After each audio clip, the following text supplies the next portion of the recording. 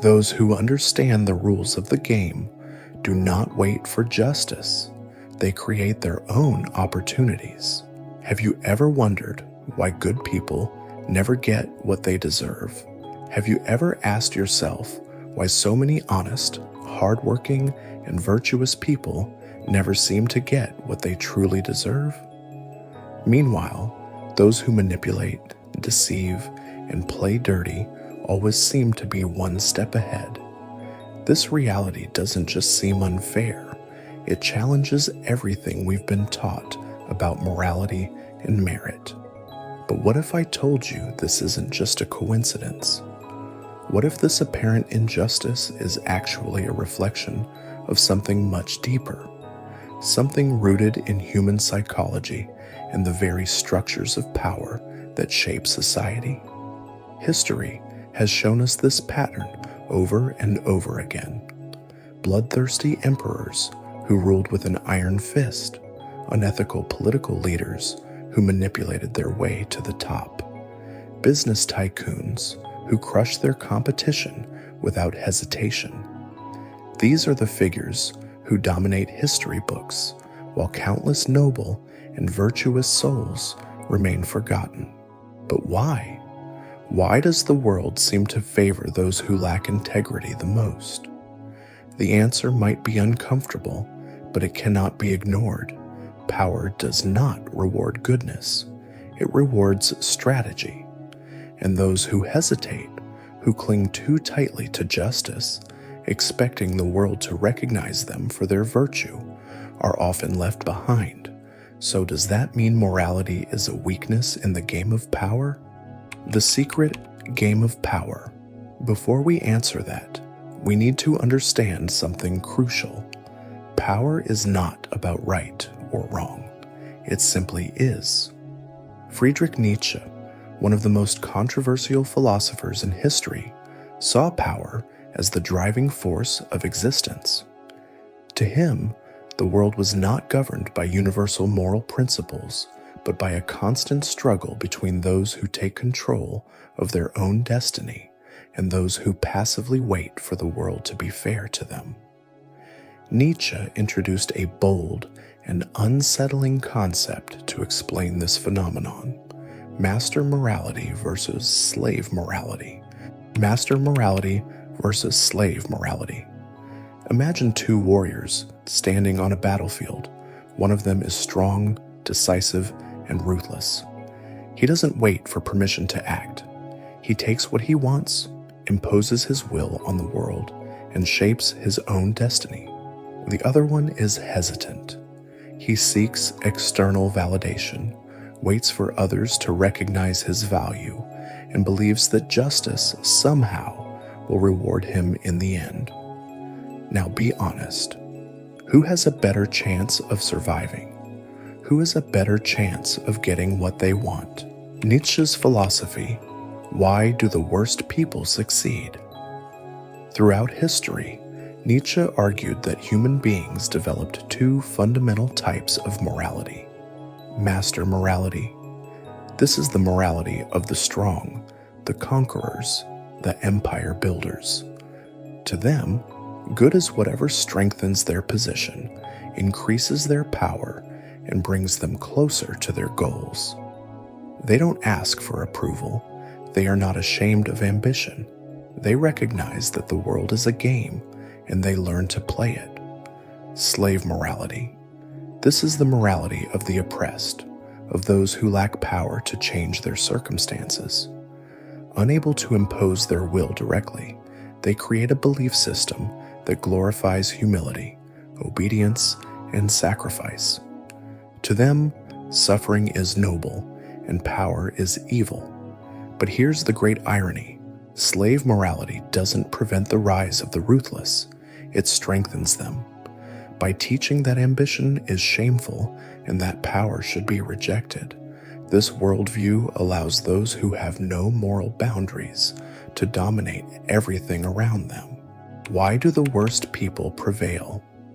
If you take a close look at the world, you'll see this pattern everywhere. In business, the most aggressive players dominate markets. In politics, the most manipulative people rise to power. In history, the conquerors are remembered, while the benevolent ones are forgotten. Those who understand the dynamics of power know that hesitation is an open invitation to be exploited. They do not follow the rules set by those who never dared to challenge the system. But here's something most people never realize. The worst people may reach the top, but they rarely stay there. Because if power is gained through strategy, it can also be lost by it. And history is filled with examples of people who, by abusing their position, created their own downfall. The real question isn't just why these people succeed, but rather, is their success truly sustainable? So, what should we do? If slave morality keeps people trapped and master morality leads to ruthless domination, is there an alternative? The answer is yes. The solution is not to be naive and expect the world to be fair, but it's also not to abandon all principles and become a person without scruples. The real path lies in learning to play the game without losing yourself. Understand how power works. It's not about being good or bad. It's about understanding the hidden rules that govern the world. Stop expecting external recognition. If you depend on validation from others, you will always be vulnerable to manipulation. Be strategic. Having principles doesn't mean being naive. Good people can also be intelligent, sharp, and determined. Know when to fight and when to retreat. Not every battle is worth fighting. Choosing your moments wisely is one of the greatest secrets of success. Power doesn't have to be destructive. You can claim your place without tearing others down. But to do that, you need to face the world with open eyes. The harsh truth is this: the world doesn't reward only those who deserve it. It rewards those who understand how it works. And that leads to the inevitable question: should we abandon morality altogether and follow the path of the ruthless? Or is there a way to reconcile strength and virtue? To understand the answer, look to nature. Imagine a vast, untamed wilderness. In this world, survival does not depend on justice, kindness, or merit. It depends on strength, adaptability, and the willingness to do whatever is necessary. The lion doesn't ask for permission to hunt. The storm doesn't apologize for its destruction. Nature doesn't reward morality. It rewards those who endure, who dominate, who impose themselves. This is the game of life, and in this game, the strong thrive. But what does this mean for us? If nature operates by these rules, is human society really any different? The answer may be more uncomfortable than we'd like to admit. Survival happens behind the curtains.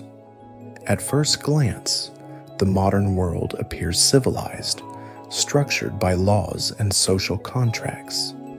But take a closer look, and you'll see that beneath this illusion of order, the fight for survival still rages on, brutal and relentless.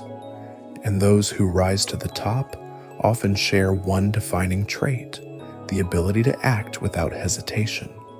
This doesn't necessarily mean cruelty, but rather decisiveness, strategy, and the courage to act when others hesitate. This trait is not a coincidence. It is an evolutionary adaptation, a mechanism that has allowed individuals, empires, and entire civilizations to take control in a world that does not wait for the hesitant. Psychologists have long studied the traits that predict success in competitive environments, and time again, the same patterns emerge: high levels of ambition, low sensitivity to fear, the ability to act without being paralyzed by empathy. Does this mean that all powerful people are psychopaths? But it does mean that many of them possess characteristics that allow them to make difficult decisions without being hindered by the same emotional barriers that hold others back. Think of the great leaders, entrepreneurs, and conquerors who shaped history, from Julius Caesar to modern-day magnates. The pattern is clear. The strong do not wait for permission to lead. They step forwards and take risks and deal with the consequences later. Meanwhile, those who hesitate remain in the shadows. The paradox of ruthlessness. But here's the great trap. Being ruthless alone is not enough. Those who wield power without wisdom often face spectacular downfalls. The leader who rules through fear alone will eventually be consumed by the very forces they once controlled. The conqueror who fails to balance power with strategy will be overthrown by the very system they created. History is filled with tyrants who believed themselves invincible until they weren't.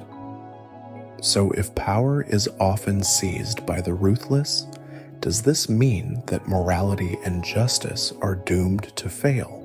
Not necessarily. The great illusion that keeps the world under control. To understand this, we need to challenge one of the greatest illusions of modern society. The belief is that the world is fair. From childhood, we are taught to believe that good always wins in the end. Hard work will be rewarded.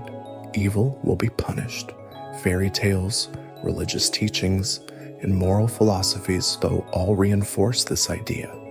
But as we step into reality, we face a brutal contradiction.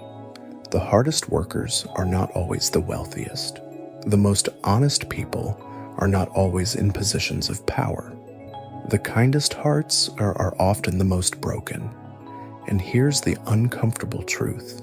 This disconnection is not a flaw in the system. It is the system. The concept of justice is not a reflection of reality. It is a social construct, a narrative designed to maintain order, not to reflect the truth of how the world actually works. The just world fallacy. Psychologists call this phenomenon the just world fallacy. The human tendency to believe that life is inherently fair, that people always get what they deserve. But reality is far different. Power is not given to those who work the hardest. Success does not automatically come to the most talented. The world does not reward merit. It rewards those who understand the rules and know how to play the game better. Does this mean we should abandon our principles? The true path, strength with wisdom. If the ruthless often win, but also fall, and if the just often suffer, but sometimes prosper, then what is the real answer? The answer lies in balancing strength and wisdom. Don't be naive.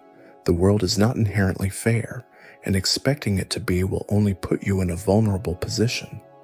But don't become a tyrant either. Those who gain power without wisdom often fall into their own traps. Understand the rules of the game. Power is not given, it is taken. But there are ways to take it without losing yourself in the process. Act with strategy. Great leaders don't need to be cruel, but they must be firm. Good people don't need to be weak, but they must be intelligent. Don't wait for justice. Create your own opportunities. Those who expect recognition for their merit may wait forever. Those who understand the game's rules can shape their own destiny, because in the end, the world does not belong only to the ruthless. It belongs to those who know how to balance intelligence and purpose, justice or power. The game few understand. If we believe that kindness alone will lead us to success, we are making a fatal mistake. This belief makes us passive, leaves us waiting for rewards that never come, while those who do not share this illusion are already moving ahead. But does this mean we should abandon all principles and become ruthless? Not exactly. The real key is to understand the game without becoming enslaved by it. Those who suffer the most are the ones who believe that just being good is enough to win. Those who rewrite the rules are the ones who combine strategy with integrity, kindness with strength. The truth is simple and uncomfortable. Justice is not something we can wait for. It's something we must create. And to do that, we need power, the Übermensch, the individual who transcends. Friedrich Nietzsche saw this struggle as a fundamental part of human existence. He did not surrender to the illusion of justice, but he also did not fall into the trap of blind cruelty. Instead, he pointed to something much greater, the transcendence of fear, the rejection of passivity, the ability to break free from the limitations imposed by society. To understand this, we need to explore one of his most revolutionary ideas. Imagine yourself at the edge of a vast abyss. Behind you is the world as it is, filled with injustice, limitations, and the crushing weight of social conventions. Ahead of you is the unknown, a path only the courageous dare to walk. Most people hesitate, trapped by fear and doubt, but a few take the leap. These are the Übermensch, the individuals who rise above the masses, who forge their own destiny, who redefine power on their own terms. The true power of the Übermensch. But don't be mistaken. The Übermensch is not just strong or ruthless. He is not just a conqueror or a tyrant.